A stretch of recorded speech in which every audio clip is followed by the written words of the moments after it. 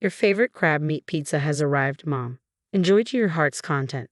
As my daughter-in-law places the plate before me, her kindness seems out of character. I can't help but question this abrupt shift. It strikes me that my eldest child and his wife might be orchestrating some scheme, using food as their tool. Their history of hostility and past attempts to deceive me weigh heavily on my mind. The lavishness of this pizza only adds to my skepticism. Their sudden display of kindness feels more like a calculated move than genuine warmth. Trusting them blindly would be naive. It's clear they're plotting something. I refuse to be underestimated. I possess the capability to defend myself and reverse any situation if necessary. My name is Mary, a housewife in her 60s. Since my husband's passing years ago, I've lived alone. Initially, when my eldest child and their spouse proposed I move in with them, I declined.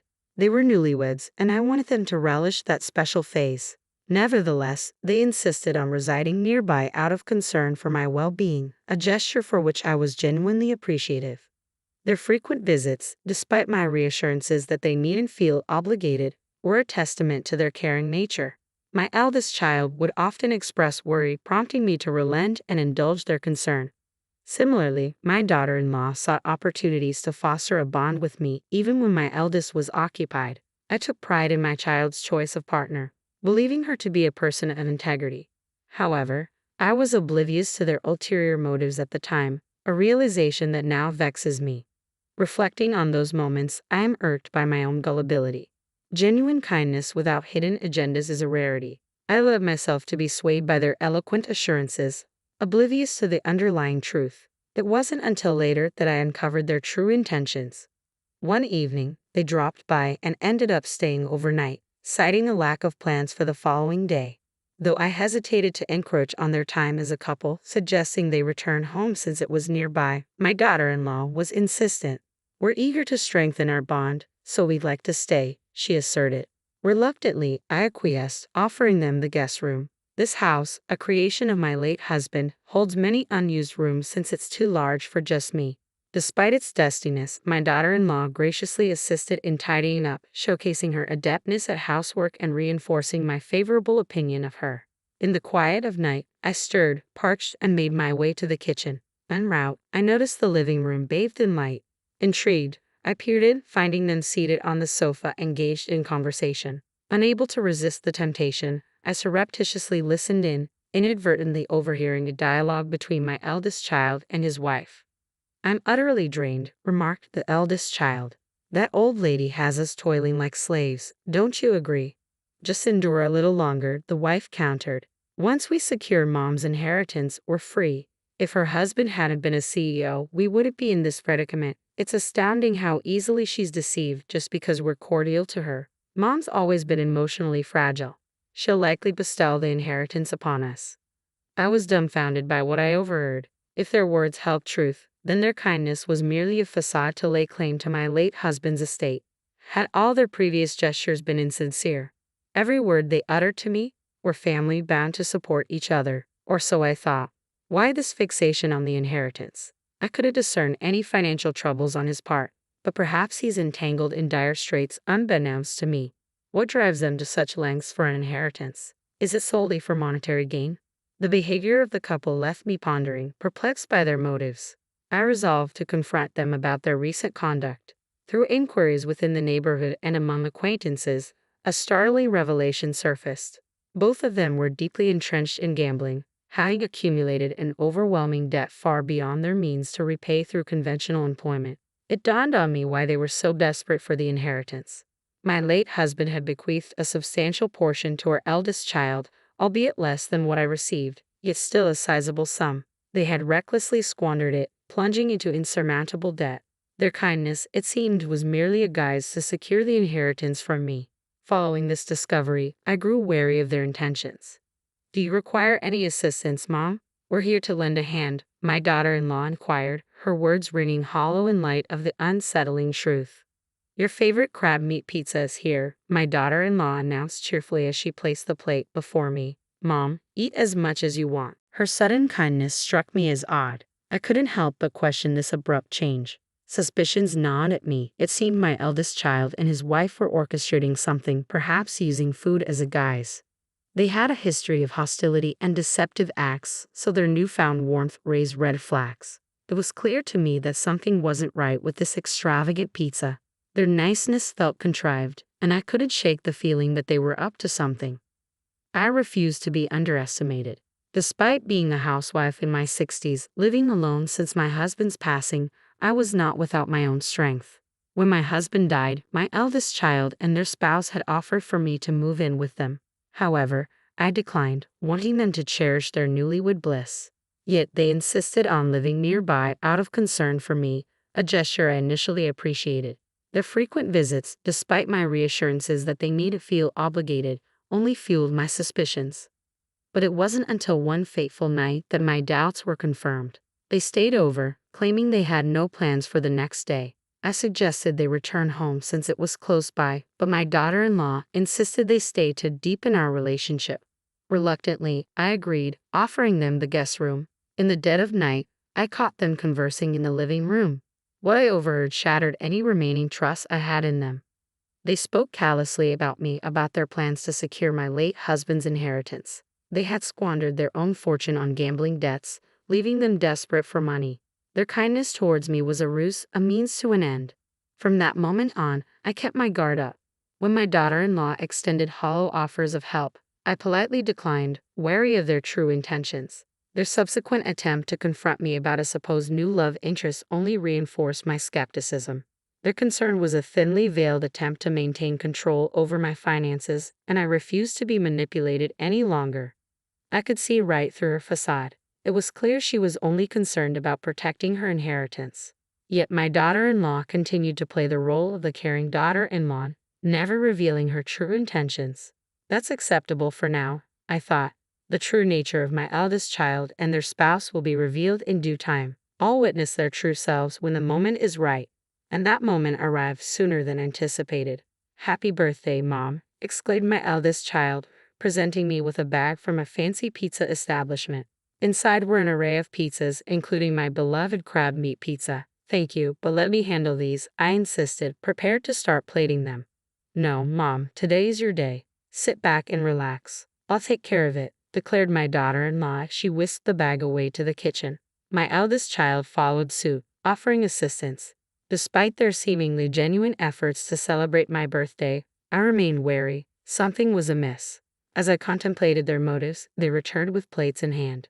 Before me sat a steaming slice of crab meat pizza. "Here's your favorite, Mom. Enjoy," my eldest child affirmed, echoing their spouse's sentiments.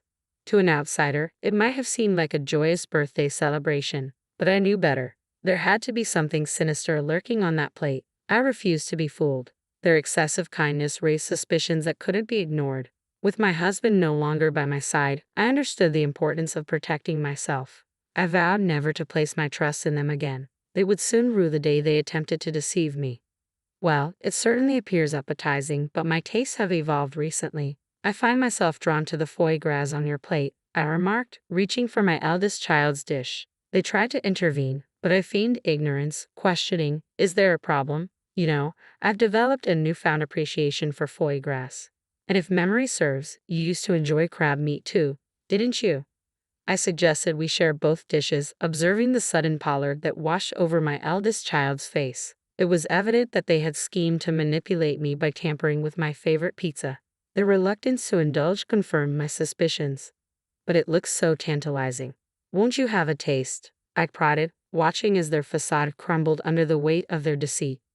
With resolve, I reached for a slice of the crab meat pizza and offered it to my eldest child.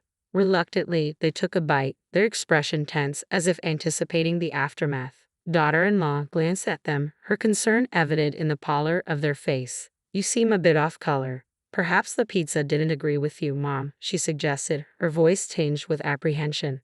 "Considering how your husband is feeling, maybe it's best to call it a night and prepare something different," she added, her panic palpable. Sensing daughter-in-law's desperation to end the meal, I countered, "But your son doesn't appear well either. It's safer for you to stay the night." Despite her attempts to deflect, insisting they leave, her words faltered, betraying her desire to depart. It was clear she was eager to make a swift exit. I always thought that for a couple attempting to deceive others, they're remarkably inept liars. They unravel at the slightest hint of unpredictability. I mused to myself as I observed my eldest child. Suddenly, something peculiar occurred. After a few moments, with a resounding thud, they collapsed to the ground. As I approached, I realized they were deeply asleep, likely drugged with a sleeping pill. Oh, couldn't keep your eyes open, could you? Must have been exhausted, I remarked, tilting my head in feigned innocence. Daughter-in-law's frustration boiled over. Enough. Why won't things go according to plan? Today was supposed to be crucial, she exclaimed, slapping my eldest child's cheek in a futile attempt to rouse them. But they remained unconscious, oblivious to her distress. I stood in stunned silence as daughter-in-law's facade crumbled before my eyes. Disregarding my presence, she began to confess. I'd been pretending to be the dutiful daughter-in-law, all in hopes of securing the inheritance to clear our debts. Today was meant to be the final step. We planned to incapacitate you and steal your banking card. But nothing went as planned. It's your fault, she accused, her glare piercing. Their scheme to drug me and steal my banking card under the guise of a birthday celebration was truly deplorable. I couldn't stoop to their level, so I decided to confront them head-on. I've known all along that your kindness was just a front to get to my money. That's why I kept my distance and declined your offer of pizza, I revealed, watching as daughter-in-law's expression shifted from shock to disbelief. It was clear she had underestimated my awareness of their deceit. How foolish they must feel for thinking they could deceive me so easily. Sorry to burst your bubble, but I'm not as naive as you both seem to think, I continued, a hint of scorn in my voice. Your sudden displays of kindness always struck me as suspicious, and I even overheard your conversation about the inheritance when I stayed over, discussing your plans in the target's own home. That's just plain foolish. Don't label us as fools. We've been doing our best, daughter-in-law retorted defensively. If this is your best effort, then it's no wonder you're drowning in debt, I countered sharply, watching as daughter-in-law's expression shifted with discomfort at the mention of the word debt. And you know about the debt too. How much do you know? It was evident that daughter-in-law hadn't anticipated my knowledge of their financial woes. Her anxiety was palpable at the mention of their debt. I did some digging and discovered the extent of your gambling debts. It was quite a shock to find out. You've managed to accumulate quite a substantial debt, I stated matter-of-factly, noting the growing pallor of daughter-in-law's face. She must have realized there was no escaping the truth. Mom, I'm truly sorry. Please forgive us. We're struggling to make ends meet. Can you lend us some money? We'll repay you, daughter-in-law pleaded earnestly, her once confident demeanor now replaced with desperation. Even in her distress, she continued to seek financial assistance. It was disheartening to realize that, to her, I was merely seen as a convenient source of support.